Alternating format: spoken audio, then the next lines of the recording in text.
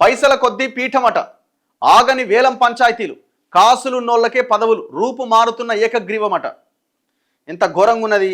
మొన్న గాడెన్నో 73 లక్షలకి వేలంపాట వేస్తే పోయిందట. ఏందమ్మా ఏం చేస్తావంటే రామాలయం కడతానా శివాలయం కడతానా అని చెప్పిందట. 73 లక్షలు. మరి ఆమె 73 లక్షలు ఖర్చు పెట్టి మరి ఎట్లా 73 లక్షలు రికవరీ చేయాలా? ఇంకో దగ్గర 50 లక్షలు, ఇంకో దగ్గర ఉప సర్పంచ్కి 6 లక్షలు. ఎక్కడికక్కడ ఏకగ్రీవాలు చేస్తున్నారు డబ్బులకి. మొత్తం పైసలు నోడిదే. ఇప్పుడు వేలం పాటలు ఎవడు పాల్గొంటాడండి? వేలం పాటలు ఎవరు పాల్గొంటారు? డబ్బులు ఉన్నోడు పాల్గొంటాడు. మరి ఎలక్షన్ కమిషన్ ఏం చేస్తుంది? ఇన్ని ఏకగ్రీవాలు ఇన్ని వార్తలు వస్తున్నాయి కదా, మరి జెన్యున్గానే జరుగుతున్నదా అని ఎలక్షన్ కమిషన్ ఒక టీంని పంపించాలి కదా. ఒక ఎంక్వైరీ చేయాలి. ఫస్ట్ ఏకగ్రీవం అయిందనగానే ఒక ఎంక్వైరీ చేయాలి. ఈ ఈ ఈ ఈ ఏకగ్రీవము ప్రజలందరి సమ్మతితో జరిగిందా లేదా అని ఒక ఎంక్వైరీ చేయాలి, ఒక కమిటీ వేయాలి. పంచాయతీ పదవుల కోసం రాష్ట్రంలోని కొన్ని పల్లెల్లో పైసల బేరసారాలు నడుస్తున్నాయి. ఏకగ్రీవం అనే ముసుగులో లక్షల ఆశ చూపి సర్పంచ్ ఉప సర్పంచ్ స్థానాల్ని కొందరు కైవసం చేసుకుంటున్నారు. రాష్ట్ర వ్యాప్తంగా 2వ విడత నామినేషన్ల దాఖలు ప్రక్రియ మంగళవారం ముగిసింది. చివరి విడత ఎన్నికలకు బుధవారం నుంచి 3 రోజుల పాటు నామినేషన్లు స్వీకరిస్తారు. ఇప్పటి వరకు దాఖలు చేసిన నామినేషన్స్లో కొందరిని ఒప్పించి ఏకగ్రీవం చేయాలనే ప్రయత్నాలు అక్కడక్కడ కనిపిస్తున్నాయి. బలవంతపు ఏకగ్రీవాలు చెల్లవంటూ రాష్ట్ర ఎన్నికల సంఘం ఇటీవలే ఉత్తర్వులు ఇచ్చిన బేరసారాలు మాత్రం ఆగలే.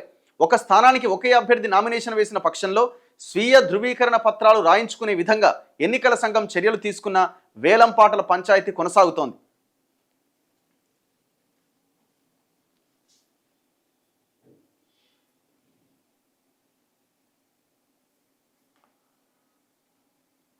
ఇగో గ్రామానికి అవసరమైన అన్ని రకాల పనుల్ని చేపట్టే బాధ్యతను కలిసికట్టుగా ఎంచుకున్న పాలక వర్గానికి అప్పగించేవారు. కానీ ఇప్పుడు ధన ప్రభావంతో ఏకగ్రీవానికి అర్థం మారిపోతోంది. డబ్బున్న వారే పదవుల్ని కొనుక్కునే పరిస్థితి. వారిచ్చే నిధులతో ఊరి అవసరాలను తీర్చుకోవచ్చంటూ గ్రామ పెద్దలు కూడా ఎవరు ఎక్కువ డబ్బిస్తే వారికి పదవులు కట్టబెట్టేందుకు సిద్ధపడుతున్నారు. దీంతో రియల్ ఎస్టేట్ వ్యాపారులు, ఆర్థికంగా బలంగా ఉన్నవారు, సులభంగా డబ్బును ఎరవేస్తూ ఈ పీఠంపై కూర్చున్నవారు వేళ్ల మీద లెక్కబెట్టే స్థాయిలో అక్కడక్కడ నిజాయితీగా ఏకగ్రీవాలను చేపడుతున్నారు. నిజాయితీ అనేది నాకు తెలిసి 1% కూడా లేదు. నిజాయితీ ఎక్కడుందండి? నాకు తెలిసి ఏకగ్రీవంలో ఎట్లా ఏకగ్రీవం అవుతున్నారు? డబ్బులు పెడితే ఏకగ్రీవం అవుతున్నారు.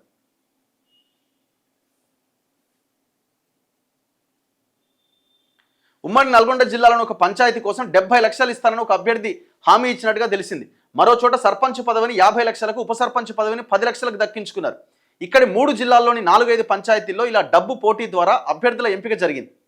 నిన్న మనోడు పోయాగా ఏమంటుందామె? ఏమన్నది ఆమె? లేదా క్యాండిడేట్? సో నిన్న అనిల్ పోయిండు. అయ్యో రిచెస్ట్ సర్పంచ్ ఈమెనే. వేలంపాటలో 73 లక్షలు. అసలు ఏమైపోతున్నది చెప్పండి రాష్ట్రం? ఇది డెమోక్రసీనా? ఇది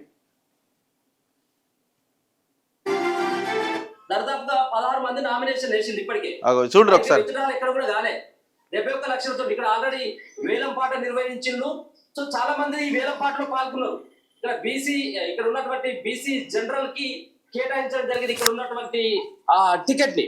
సో సర్పంచ్ గా ఎవరున్నప్పుడు కూడా బీసీ జనరల్ మహిళ మాత్రమే పోటీ చేయాలి.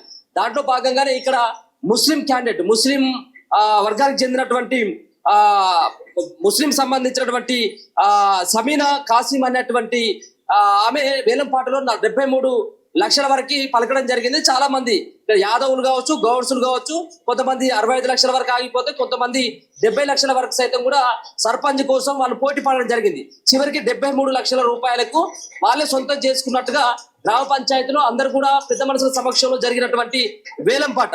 సో ఈ వేలం పాట ద్వారా వచ్చినటువంటి సొమ్ముని గ్రామంలో ఉన్నటువంటి విచారమైతుంది. 73 లక్షలకి ఇక్కడ ఏకగ్రీవం అయిపోయింది సర్పంచ్ అని చెప్పేసి. నిజంగా ఏకగ్రీవం అయిపోయిందా? ఇంకా మిగిలిన ఏకగ్రీవంగా పెట్టిండు, సంతకాలు చేసి, కానీ కొంతమంది ఒప్పుకుంటలేరు. ఇక అది రేపు అయితే ఇక అది ఎవరు అయింది తెలుస్తుంది. ఇక ఇయ్యాల వరకు తెలియదు.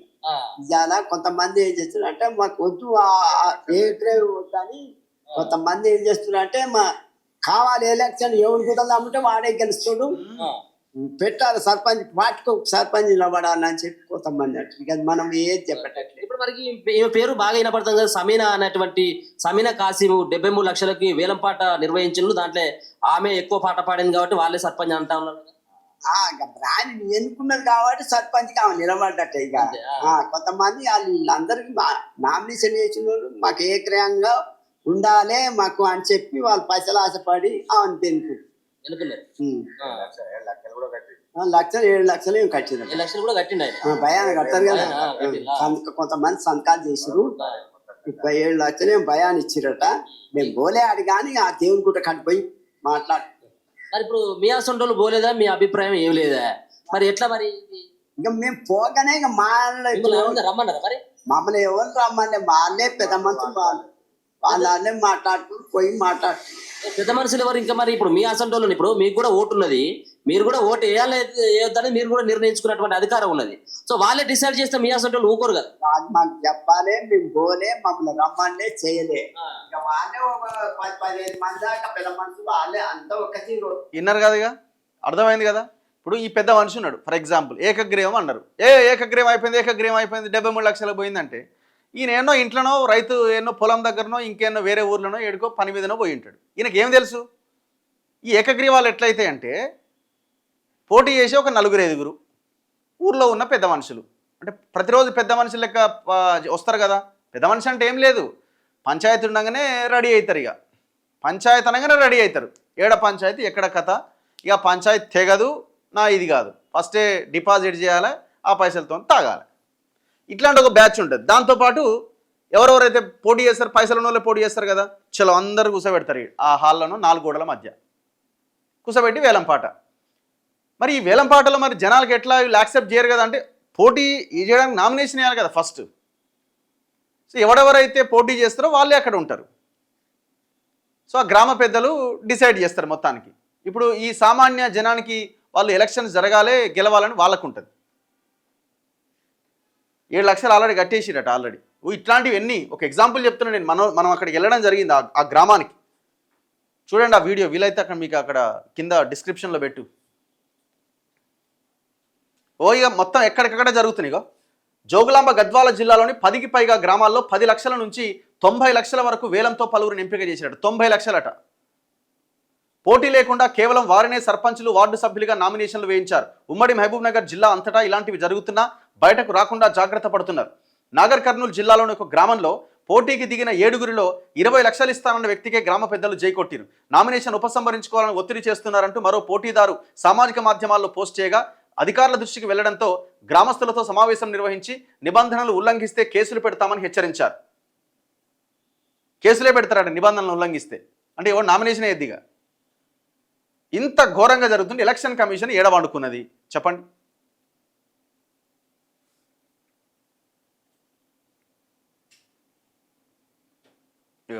నన్ను ఓడించారు, నా భార్యనైనా గెలిపించండి. నామినేషన్ వేళ ఒక భర్త కంటతడి పెడుతుండట. అయ్యో ఎంత పనే. సిద్దిపేట అర్బన్ పంచాయతీ ఎన్నికల్లో భాగంగా సిద్దిపేట అర్బన్ మండలం ఎన్సాన్పల్లిలో సర్పంచ్ అభ్యర్థిగా నాగుల శ్రవంతి మంగళవారం నామినేషన్ వేశారు. ఈ సందర్భంగా ఆమె భర్త ప్రశాంత్ గ్రామస్తుల ముందు భావోద్వేగానికి గురైంది. గతంలో తాను పోటీ చేసి ఓడిపోయా, ఈ ఎన్నికల్లో అయినా తన భార్యను గెలిపించాలని ఆయన కన్నీళ్లతో గ్రామస్తులను అభ్యర్థించాడు. స్రవంతి కూడా కంటతడి పెట్టిందట. ఆయన అనుచరులు కూడా కొద్దిసేపు ఏడిచిరట. ఇది ఎక్కడ ఏడుపులో ఏందో ఎంత ఆగం ఉంది. ఎవరికేమన్నా అయిందా? ఎలక్షన్లలో పోటీ చేస్తున్నారు ప్రజలు, మీరు యాక్సెప్ట్ చేస్తే మీరు గెలుస్తారు. ఏముందడా?